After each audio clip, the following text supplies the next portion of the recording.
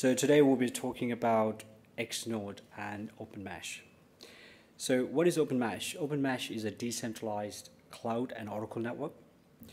So we provide immutable data, peer-to-peer compute and storage. We also have an element for big data and analytics.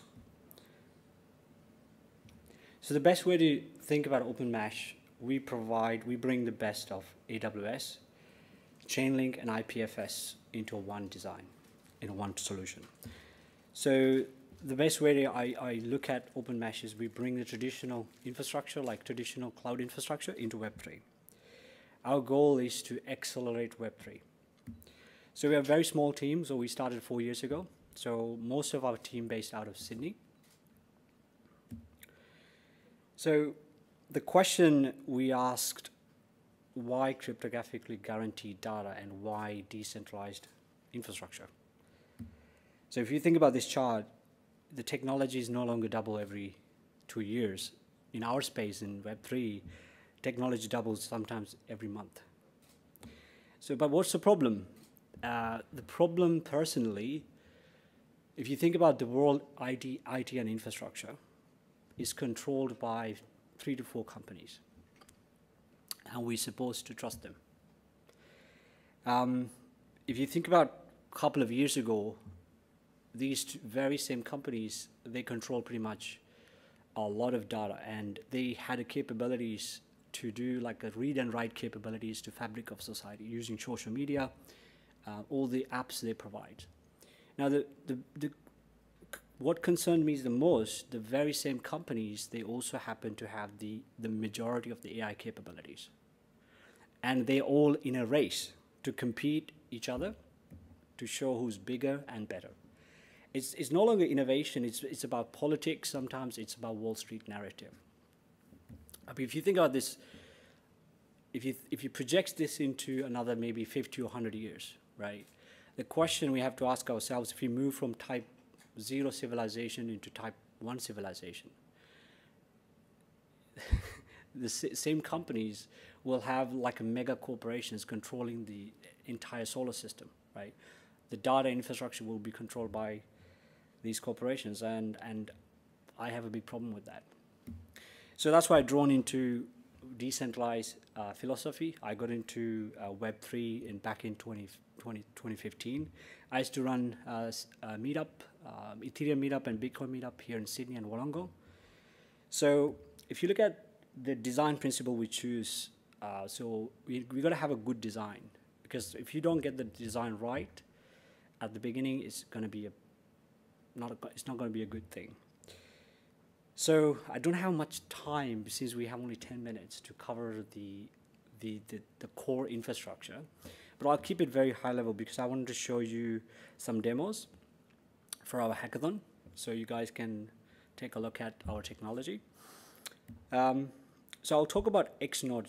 So just to be clear, Xnode is one product. We've got about 14 products that we developed, all open source, all designed for developers. So we've got APIs for developers to power applications. We have infrastructure as a service, which is Xnode.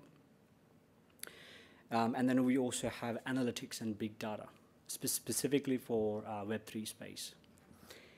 Now, what is Xnode? So Xnode basically aggregate all the physical infrastructure, available infrastructure, from bare metal providers, from cloud infrastructure providers, and also independent resource providers. These resources are GPU, storage, and compute. So we bring that and we deliver that to the developers. So developers can quickly design, deploy, and manage infrastructure very, very quickly.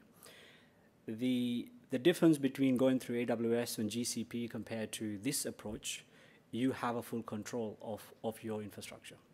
Ultimately, you own the infrastructure. I'm going to do a quick demo of this Xnode platform. Again, this is still in beta, so there will be a lot of bugs. So if you think about like infrastructure development space, we took a lot of inspiration. So this is the platform.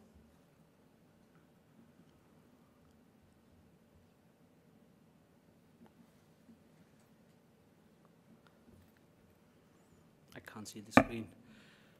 So you have a website where it's similar like a Shopify for infrastructure. You've got a bunch of templates. So if you want to run a Web3 node, simply you pick a node, pick a template. So these are all modules. So you have a Web2 and Web3 infrastructure in this page. And then on the left-hand side, you've got lots of tools you can access. So from infrastructure to data to if you want to connect with third-party applications, all in one place. So let's say you want to run a Phantom node. You pick a template, and then it gives you information about what that package look like. So now when you select a provider, so it's similar like Skyscanner or Google Flights. Like if you say I want to fly from Sydney to New York, find me an airline. So this is what happens. So what it does is basically aggregate all the bare metal providers, available resources for your specific infrastructure. It just provides that like a list. And then what you do is you simply select, so it's selecting a server for your Phantom node, and you just hit deploy. When you want to deploy, it gives you a kind of a rundown of your summary of your build, and you can just go and build that directly into your bare metal provider. Either whether it's a bare metal provider or if you're using your own infrastructure, you can do that.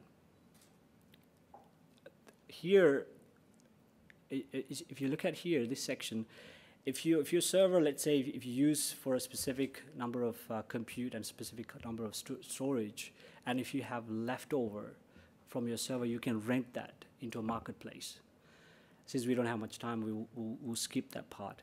But the idea here is you can deploy infrastructure very, very fast, and you can save cost. To give you an example, if you were to run Ethereum node on AWS, you might be paying $600 a month. So with this approach, you can save up to like 50–40%. So you deploy it, and then you connect with the provider. Within few minutes, you have your infrastructure up and running. So this is a great innovation for infrastructure as a service use cases. So we've got use cases for running RPC nodes, where you can build infrastructure for Web2 infrastructure. You can combine Web2 and Web3 infrastructures together. So it's a really nice way to build things very, very fast. And also you only pay for bare metal providers, bare metal services, so that way you can save time and money. So I'm going to hand over to Jay, so he will talk about a little bit more behind the scene of Xnode. Thank you.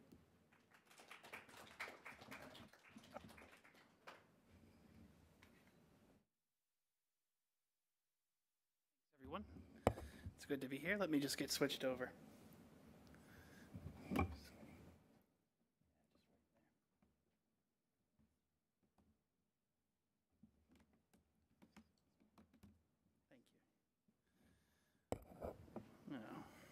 Okay.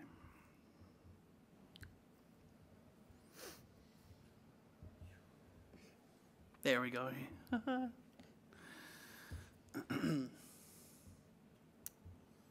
Cool. Well, welcome everyone. Again, as Ashton said, my name's Jay. Let me actually, I was going to come around the podium and say hello, because I brought this, and well, you have microphones here, and I'm not mic'd up, so I'll stay right here. Welcome. You'll forgive me. This is actually my first presentation, in large part, especially, and I'm glad it's here at ETHGlobal, here in Sydney. Recently, how long has it been, Ashton? 3–4 months since I joined Openmesh? Yeah. Oh, he's quiet now. So I've actually been, in large part, leading the engineering team there in terms of the infrastructure. Today we're going to cover Xnode OS. There's a huge number of systems and designs, from core validator to the peer-to-peer network, but we won't be covering that today. We're actually going to do a pretty high-level overview of Xnode OS, building applications on it. Obviously, this is an early preview. Everything is subject to change. Now, it's important to note that Openmesh is through and through open source. And so, well, what you're seeing here is an early preview, and if you looked at Openmesh's GitHub, you won't find some of it. It'll all be going up there as we lead to Genesis and move forward. So, again, just a basic info. I can't see that.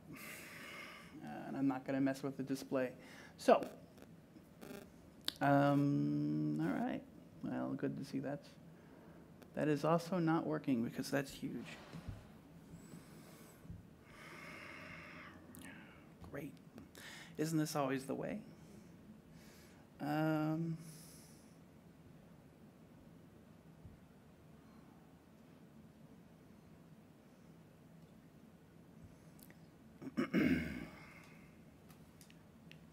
There we go.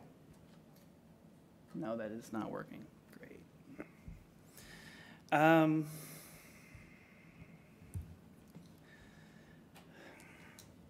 It just works until it doesn't.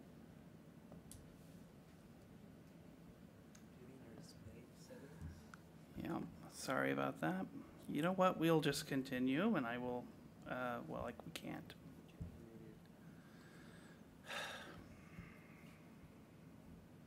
What resolution is this? I wish I could have duplicated the venue so I could have tested this before I go to production. You know what? We'll bring this over and we will rely on. Is that showing up? All right. We'll go with this, I hope. Okay. So now we're back. All right. So where was I? Openmesh is open source, and I am overtime. Okay. So there you are. There I am. There any developer is. Ashton mentioned Studio console. Studio is the application that you saw Ashton go through templates with. This is a standard web application. You'll be able to self-host it. Same thing with console. Console, obviously you have Xnode, right, which is an individual server. Bare metal or cloud. Console is responsible for deploying the Xnode image that is built. We'll go over how we build those here. So, Studio, there is a packaging repository which lives up on GitHub or wherever else you'd like. Generally, the console would point your Xnode to whichever packaging repository you would like to use. In that case, that points to all of the various use cases that we have on Studio, Pythia, various other applications, Geth nodes, etc. And then obviously there's the settings repository, which represents your individual Xnode. These things will all be version controlled, signed, using standard Git infrastructure. Studio and console both make that easy to use for users who are maybe less experienced with the underlying technology, but the whole system is well layered so that you can reach in and do what you have to do. Getting back into Xnode OS. Now, obviously, building your own OS from scratch is nonsense. Because Openmesh is open source, we like to also use open source and give back to the community. Therefore, Xnode OS is based on NixOS as its primary source, in the same way that Ubuntu uses Debian for its source. We use NixOS. We contribute back to it. And in fact, if you'll note that in the hackathon this weekend, we have 2, I believe, packages to be built for the NixOS OS package system that we'll then be able to use on Xnode. Okay, so we've covered Xnode OS. Let's go ahead and cover the agent. The agent is essentially a Python application that runs on every Xnode that goes and grabs configuration from the settings repository, which can be hosted at any appropriate Git repository location, including IPFS with the Git IPFS backend. And in fact, one of the things we're working toward is building Nix and Xnode OS entirely from source and entirely from IPFS sources as well. Back to agent. So agent will go ahead and pull both the settings and the package repository.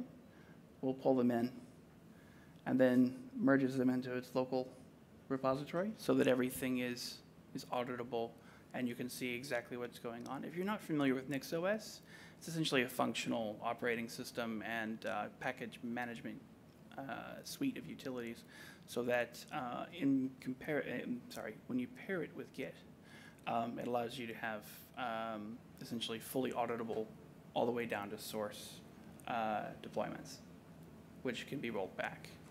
It also actually handles dependency management as well. So you can have multiple applications installed on your Xnode at once, each one of which brings along its own dependencies. So for example, you can have just say a particular application that uses a different version of libc than another. Basically, the only thing that's shared on the system is the kernel, and if you're running an application inside a VM, that doesn't even need to be the case. Xnode OS is essentially a layered set of opinions. So initially, what you basically have is just system services, which is the Nix build suite, appropriately opinionated for Xnode and Web3, like with IPFS support and various other things built in, and also tuned to run core, which we'll touch.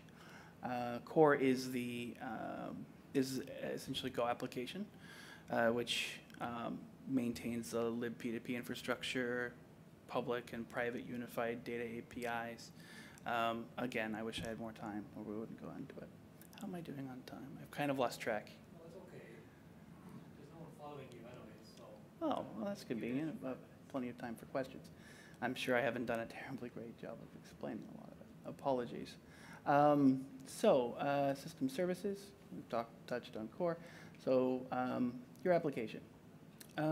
Generally, what we'll do in Xnode OS is, right now, we're starting out with essentially a base system. NixOS uses systemd internally, and so when you deploy an application, if you're deploying it to the bare system, you'll be writing systemd units, but you'll be configuring those through the NixOS or Nix configuration language, which we'll touch on in the next slide. Well, the next set of slides anyway. So with all of this infrastructure around your application, which actually manages like your storage and does administration and cryptographic signing and validation of integrity and distributing your application over IPFS, et cetera, we'll actually look and see how you would, say, build Xnode and how we build Xnode internally.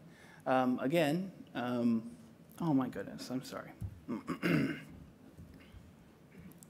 is not going to zoom in.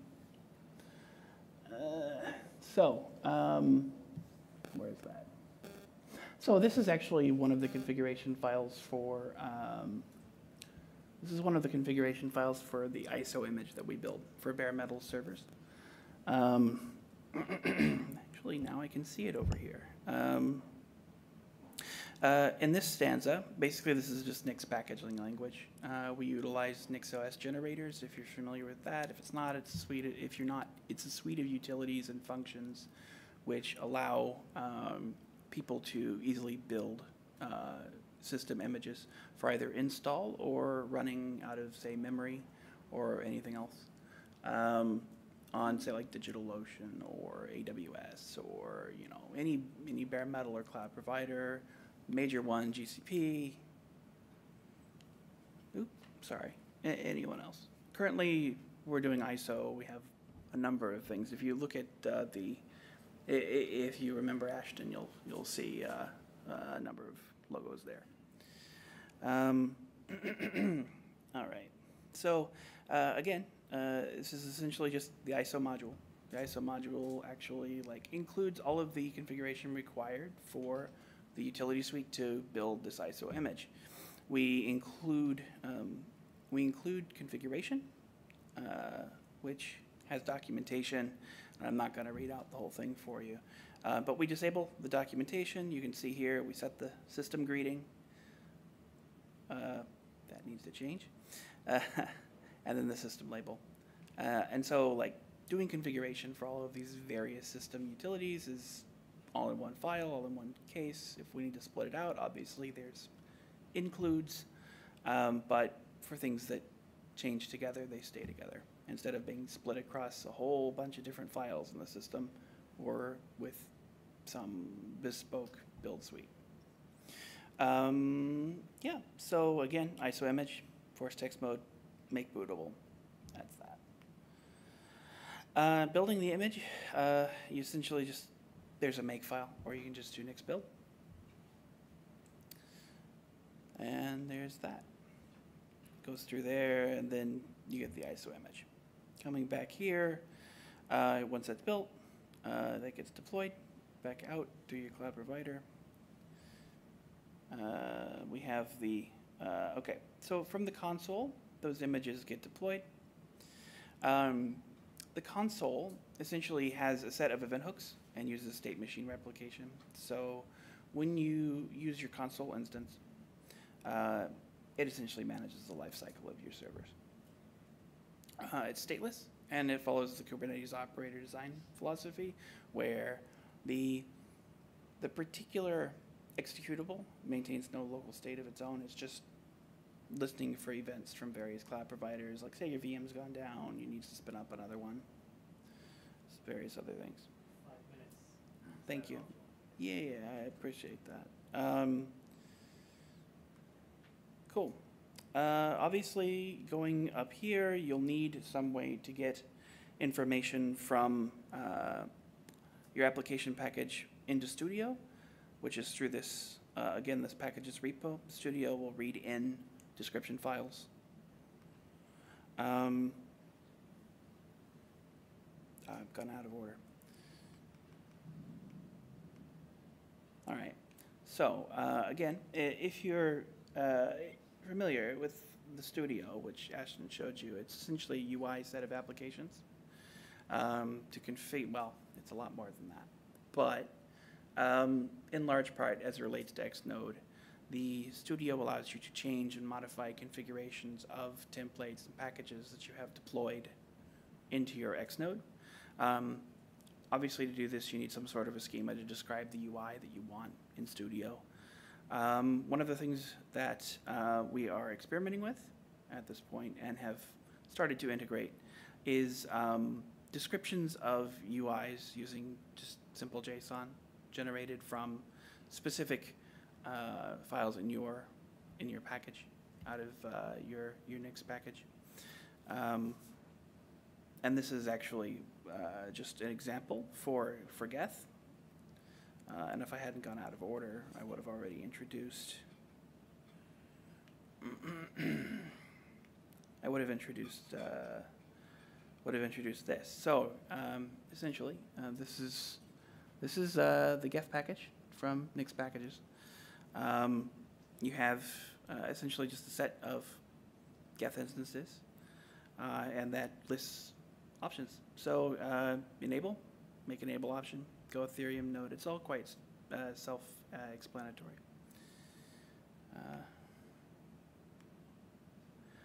Okay, so configuring system services. Now, one of the things that your application is obviously going to have to do is just going to have to spin up system services. Your application server, like say if you're deploying K3s to your Xnode, just to use an example, you would have to spin up the various K3s daemons and run it. Again, this is obviously from the Geth deployment.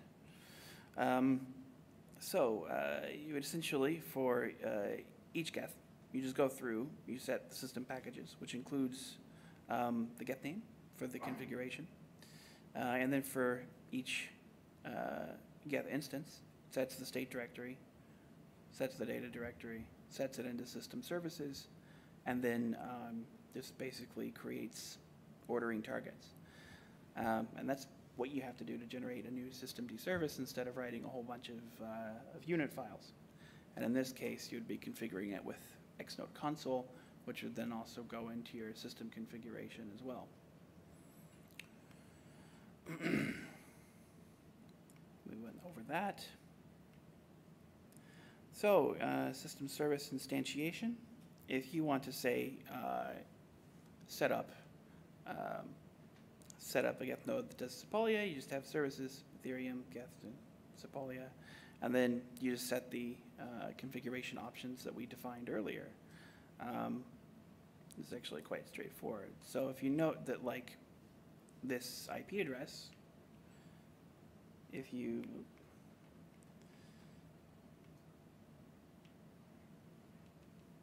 there we go. If you look at the IP4 CIDR here, that comes from there. And that gets rendered down, obviously, into this configuration language. It's that. And so packaging existing blockchain technologies for Xnode is actually, it's quite straightforward. If there isn't already a Nix package for it, then it would be available really quickly. And as I said, like with the hackathon this weekend, we'll be bringing several applications into Nix and thus Xnode as quickly as we can. And this also gives us a very large community of people who are already, used to developing these systems. So yeah, thank you, MJ. I appreciate it. Yeah. Like quite a bit. All right. Well, thank you. Fresh. Yeah. Thank you.